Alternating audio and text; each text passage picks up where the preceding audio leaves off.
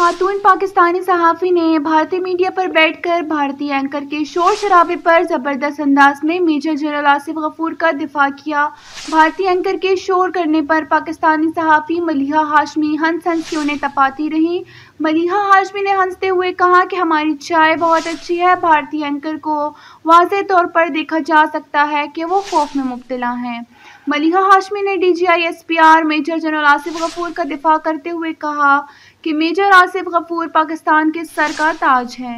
तो आतंकवादी को अपने घर के भीतर सवाल बिठा के आप लोग नहीं बनाते। हमारी इसी तरह होंगे आप जब आपके घर के खुद हमले होंगे ना आप लोगों में पाकिस्तान में हमले होंगे तब आप लोग हंसोगे। जब आसिफ गफूर DGI-SPR पाकिस्तान के सर का